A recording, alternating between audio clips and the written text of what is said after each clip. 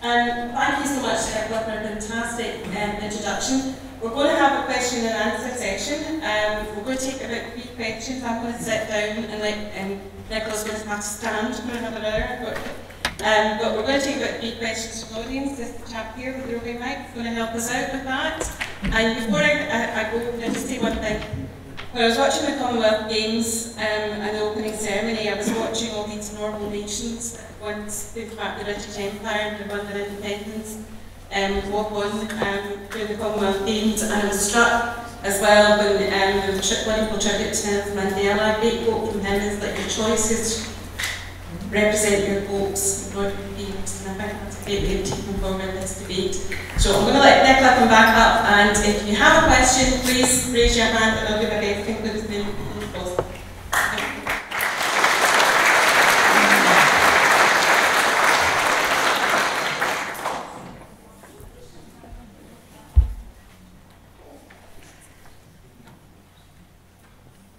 You can say your name, who you are. I'll do. Jeff Hills from Motherwell. If Scotland votes yes for independence, after the 18 months transitional period, how will the Scottish Parliament be able to pay for the services of health, pensions, etc. in hard cash? Also, what currency will you be using after? If you do vote yes, what currency will you be using after independence? Thank you.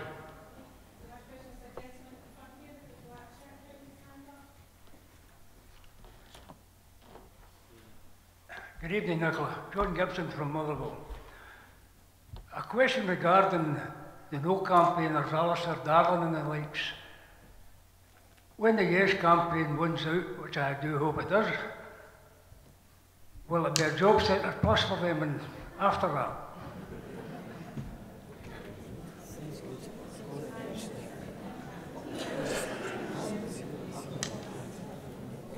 Hi Nicola, I'm Chris Rorty from Macleod. And I've got a question.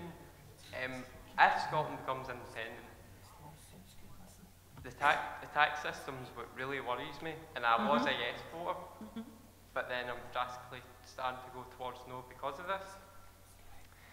If the tax system, I feel will decline if Scotland becomes independent, because Westminster has a big, obviously we've got, as a United Kingdom, we're a big country. Scotland is a much smaller country, therefore the taxes, I fear, are going to go higher, so much higher. Okay. Right, I'm going to take 1 and 3 together because they kind of lead on from each other, and then I'll come to your question, John, about well, I might not personalise it on Mr Darling, but your question about current Westminster MPs, I think, was the point. Okay, Jeff, your question kind of in 2 parts. Firstly, the currency of an independent Scotland will be the pound. It is Scotland's pound. And, you know, the Scotland I know and have grown up in is not going to be lectured to by George Osborne on things that belong to us. But let me just put a bit more meat on the bones of that answer, because it's a very, very important question. People have got a right to ask and to know what currency is going to be in their pocket when independent.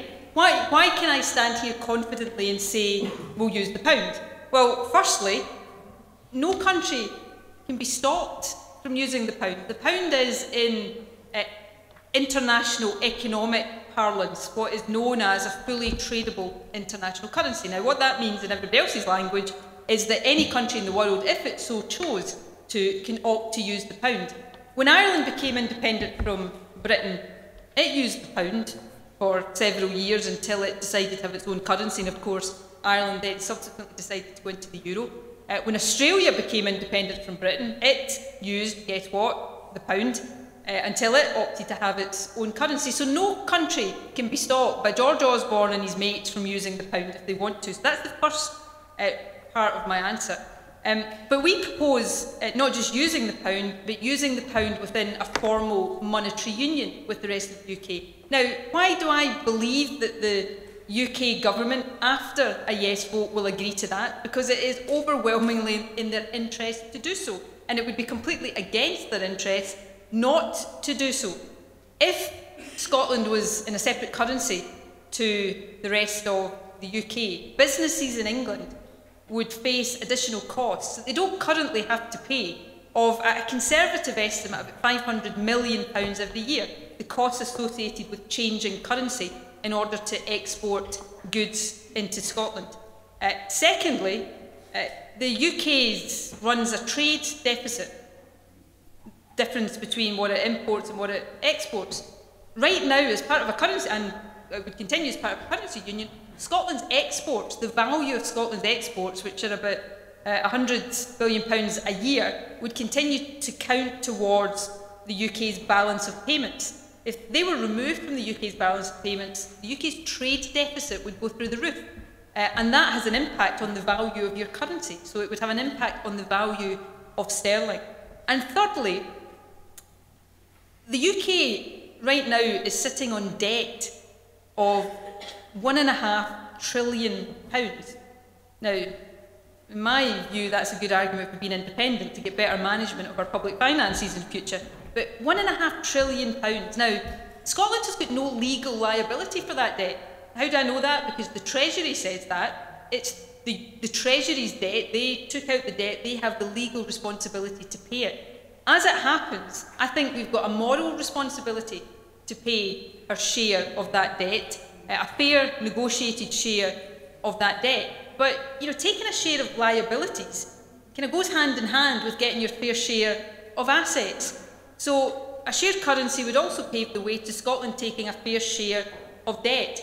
And the UK will want us to do that, because if we didn't do that, if they then had to continue with Scotland's share of the debt, that's equivalent. The service charges, the interest charges on that, are the equivalent to something like an extra penny on tax in the rest of the UK. So there's my hard-headed, common sense reasons why a currency union, yes, I think it's in our interest, but it's in the interest of the rest of the UK. And it's no doubt all of these reasons that led the UK government minister in an unguarded moment to tell the Guardian newspaper a few months ago that all of what we're hearing from George Osborne and co right now is campaign rhetoric. After a yes vote, in the words of the UK government minister, of course there would be a currency union. Now, the next part of your question was, how will we, after the transition period, when we become independent, how will we pay for the services that are currently the responsibility of the UK government? Well, I hope I've answered the first part of your question in terms of what currency we will pay them in, but how we will pay them in terms of where we get the money, the answer to that question is exactly the same way we pay for them right now, out of our pockets. You know, pensions, defence, the things that are currently the responsibility of the UK government and delivered in Scotland. There's not some money tree sits in London sending us up free money. You know, we pay for all of these things out of our taxes and our national insurance contributions. What happens right now is we pay our taxes, they go to London, London decides how much we get back. With independence, we pay our taxes, it stays here, and we decide how that money is spent, not George Osborne. We pay for these things.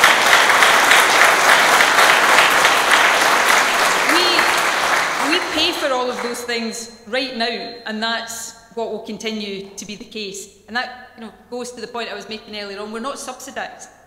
All of the services we enjoy come from the money that is paid out of our pockets, apart from the bit that is borrowing. All developed countries right now borrow. They have what's called deficits, and independent Scotland's deficit would be smaller proportionately than the UK's. So again, you know, the position is not one of subsidy, it's one of an independent Scotland paying its way and standing on its own 2 feet. And Chris, that takes me to your question about taxes.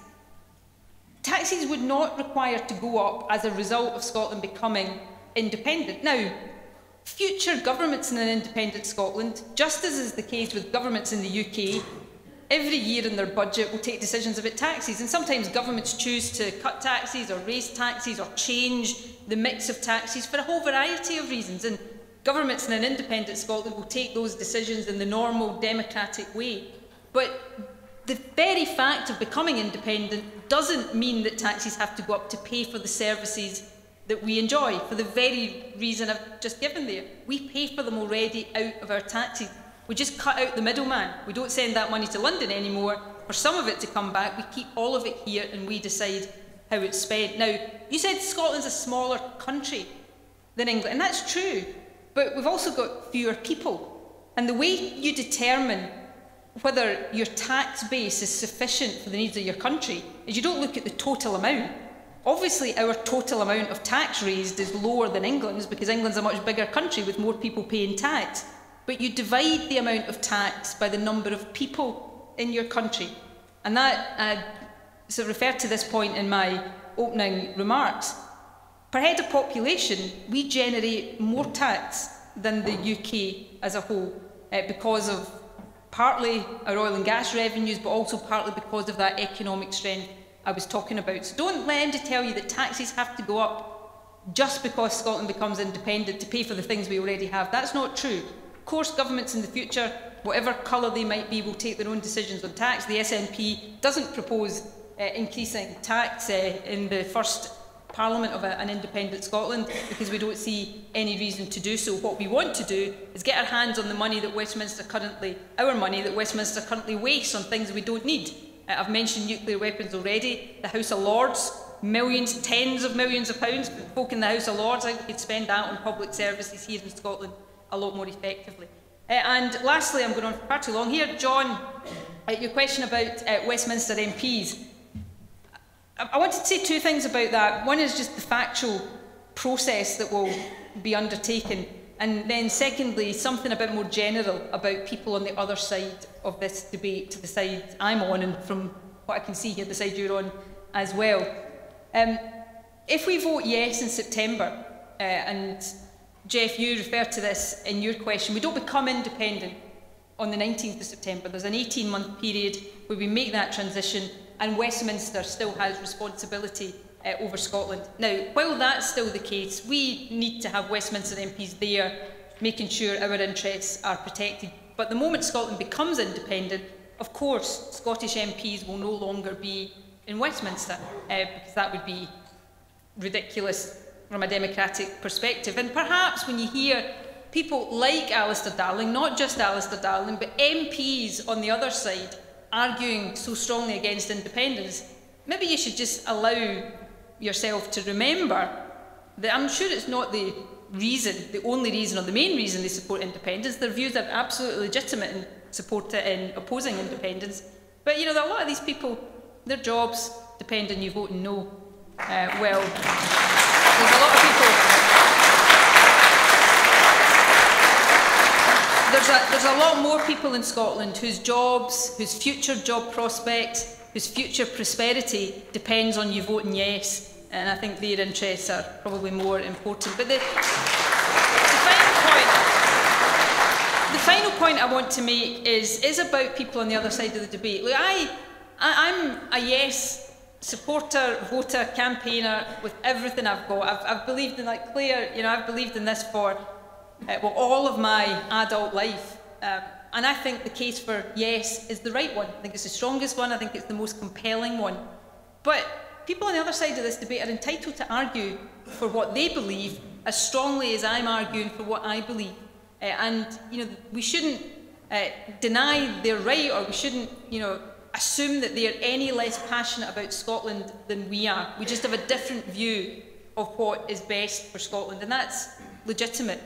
But once the decision is taken, we all need to accept it and respect the decision. If that's a yes vote, then I hope people on the other side of the campaign right now will come and be part of the negotiations and the transition, arguing Scotland's corner. And we, as the Scottish Government, will be leading those negotiations. We'll be inviting people from the no side, from all parties, from no parties, to come into that Team Scotland. Team Scotland's a kind of appropriate terminology given the games on at the moment, but that Team Scotland approach, because on the 19th of September we stop being a yes campaign and a no campaign. We become Scotland again, moving forward for the best interest of the country.